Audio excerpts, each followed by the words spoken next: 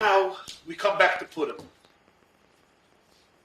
Take a look at your last source, Kalim Perik Yitzayin Mishnah Yudalit. Fascinating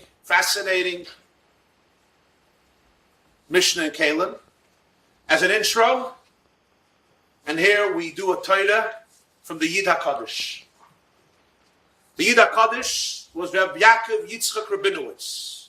Yaakov Yitzchak Rabinowitz passed away in Tovkuf Ayin Dalet, 1813. Yutes Tishrei, middle of Sukkot. He's known as the Yid HaKadosh, or the Rebbe of Pshischa in Poland. Everyone knows those who followed him. You had Reb Simcha Binim of Pshischa, the Kotzker Rebbe. These all come from the Yid HaKadosh.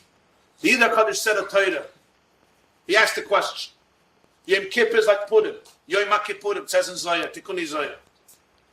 In today's calendar, today's structure of the Jewish calendar, which days can Yom Kippur fall out, and which days can Purim fall out? Can Yom Kippur be on Shabbos? Yeah. Can Purim be on Shabbos? No. Purim was ever on Shabbos? No. Huh? Right. Yom Kippur Shabbos, no Purim Shabbos. Can Purim be on Sunday? Of course. You remember Mitzvah Shabbos, you go read the Megillah. Yom Kippur, never on Sunday.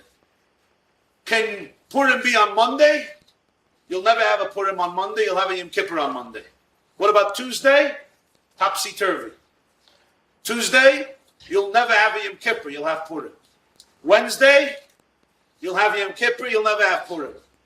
We'll skip Thursday for a moment, because it's too fresh, it's not fair. Friday, can you have Purim on Friday? You remember Purim on Friday? The Suda, right? It's always a Labadika Suda. Purim on Friday. Will you have Yom Kippur on Friday? Never. Shabbos, we already said. Yom Kippur, no Purim. So the Yid HaKadosh says, this is funny.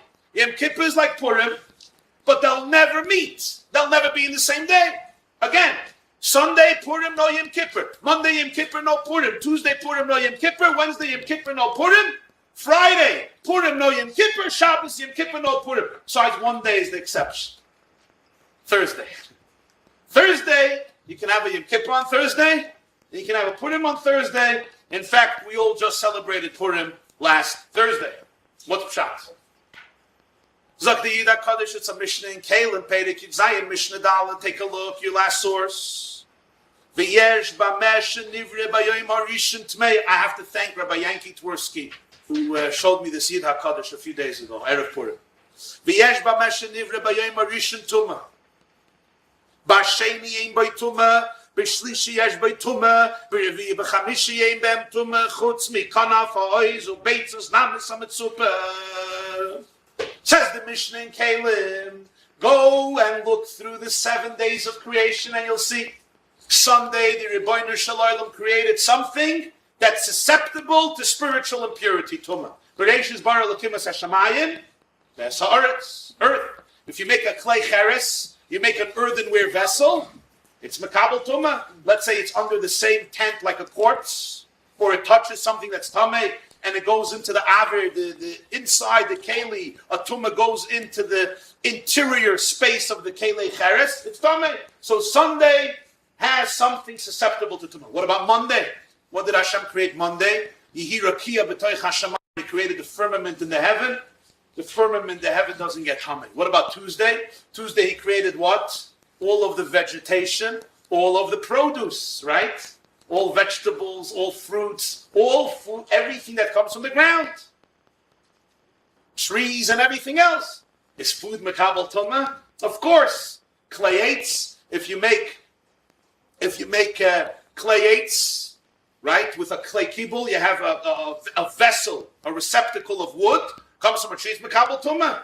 Food, of course, is makabel tumah. What about Wednesday? Wednesday he created the heavenly galaxies, the sun, the moon, the lunar system, the solar system. No tumah over there. What about Thursday? Let's skip Thursday. Friday he created man, and he created animals, mammals. Of course they're makabel tumah. Person is makabel tumah. A behemoth could become tameh. A behemoth could cause tumah. If you make kalim of it, it becomes tameh. What about Shabbos? Shabbos, there's no tumah. What about Thursday? Thursday he created fish, there's no tumah. And he also created birds, there's no tumah. However, there's two types of birds that the rabbis were geyser that if you make kalins of the skin of these birds, the kalim on the kabel tumah midrabana. That's what the Mishnah says. Knaf ois and beitzas namis ametzupa. That these two types of birds, so if you make kalim from them, they're makabel tumah Thursday only midrabana. Says the Yida Kaddish.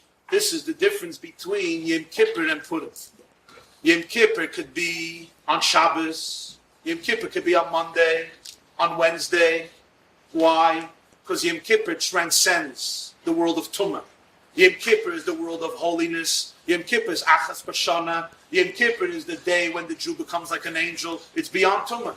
So therefore it falls out on those days that are completely aloof and oblivious to Tumah. What about Purim? Purim is the opposite idea of Yom Kippur. The chiddush, the novelty of Purim is that a Jew reveals his oneness with God in the Makam HaTumah, in a place and a world of impurity, in a condition of impurity. That's where the Jew reveals his dveikus with Hashem. So that's why when is Purim? Precisely on Sunday, precisely on Tuesday, Dafka on Friday, days when they are Makabel Tumah, because that's what Purim accomplishes. What about Thursday? Thursday is the only day that can have both.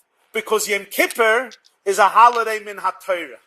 And min ha-Torah, Thursday doesn't have anything that's Makabel Tumah. So therefore, it's a day that's aloof from Tumah. Purim is a holiday midivrei Seifrim. Midivrei Seifrim, Thursday does have something that's Makabel Tumah. So therefore, Thursday is suitable for Purim.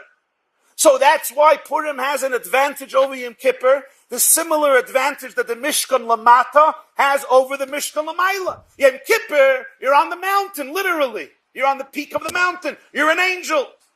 You deal with words, with thoughts, with machshava, with dibur, with tshuva, with tefillah. That's Yom Kippur, beyond Tumah. Purim, we say, chayiv inish lebesumah bepuria, ada lo yada. Purim, the mitzvah is mishta, v'yomta, feast and party and shloach manas. It's the day that's in many ways the most physical day in the Jewish calendar. There's not only a focus on eating. That's always by Jews. Even this Shir.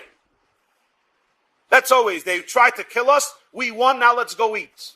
And even when we finally have one day when we believe in not eating, Yom Kippur, there's a mitzvah to eat out of Yom Kippur. And mitzvah Yom Kippur is a greisa Yom Tov with more food. Lechechel b'simcha lachmach.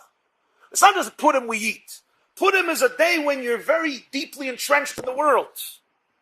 You're social, you're with friends. Matanas lavyoinim, there's the element of camaraderie, of being integrated in society, part of society, part of your body, in your body, to the point of intoxication of the Summa B'Puria. That's the Chiddush of Purim. Purim is Megala, the Dveikus, with the Rebbeinu Shalom within the physicality, within the materialism, within the struggles, within the brokenness of the human condition and the human imagination, in the place of Tumah. That's what Purim is. And that's the advantage of Purim over Yom Kippur. That's why Yom Kippurim is Yom Kippurim. That's the Mishkan Lamat. So in summation, let's make a 30-second summary. We began with the question of why it says 18 or 19 times Kasher Tziva Hashem es Moshe in Parshas Pekudei. We brought the Yerushalmi, who equates it with prayer, but only counts the last 18 and deletes the first one with Betzalel without the mention of a Haliyah. We went into the explanation of the Beis Halevi, and in a similar vein, the explanation of the Meshech Chochmah, the Arisameh, who explains that the function of the Chet HaEgel was not to replace God or deny God, but on the contrary, to be able to create a vehicle for the Rebbeinu Shalom like the Mishkan through the golden calf as a result of Aaron's leadership. The mistake is what? The only way you can make a place for Hashras Hashem is if Hashem chooses a place, if Hashem defines the mechanism. I can't do it, you can't do it, even Moshe and Aaron cannot do it. Once heard from the Pinchas Hirschsprung, the chief rabbi of Montreal, the Pinchas Hirschsprung, Zechariah Levracha, he once said, they wanted somebody instead of Moshe. They wanted a new Rebbe, basically. They wanted a new Rebbe.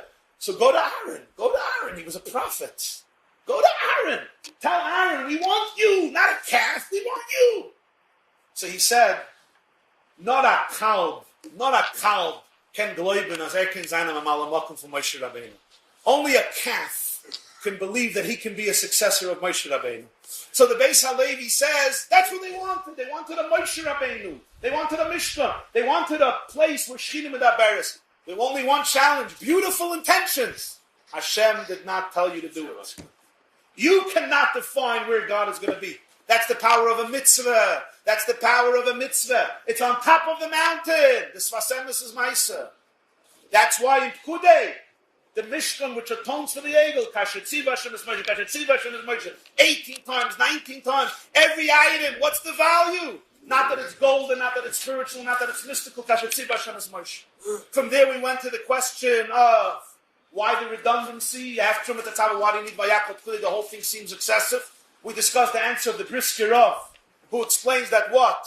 That the Jews did it meticulously the way the Rebbeinu Shalom wanted, even though there was no chiyuv, as the Gemara says in Chayris, ef shel tzamtzem. And then we went to the final explanation of the Chassidus, which was an explanation that was presented by the Lubavitcher Rebbe in a Fabrengen Shabbos Parshas Vayakot Pkudei Tovshin Yud Ches, 1958, published in his Lekutei Sichos, Volume 1, I think Volume 1, Parshas Pkudei, who explains the Yisoid is what? It's two separate Mishkans. There's the spiritual Mishkan made out of the Rebbeinu Shalom's words. There's the physical Mishkan made out of people in the sand, out of physical materials. And the value, the ultimate objective, the ultimate value is in the latter Mishkan, made of the physical world through physical people. That's where the Shekhinah dwells, and that's what the Shekhinah wants, not only as a poor replica, but as the ultimate objective of all of creation, all of the cosmos, which is the essence of what Tefillah is versus Torah, and that's the 18 blessings of Tefillah, but it only begins once B'Tzalel joins with Ahaliyav and lifts up Ahaliyav, and that's the ultimate Tachlis, and that's why Purim is greater than Yom Kippur, as the Yid HaKadosh says, the days that are Makabel Tumah to transform the Tumah into Tara. Have a wonderful week.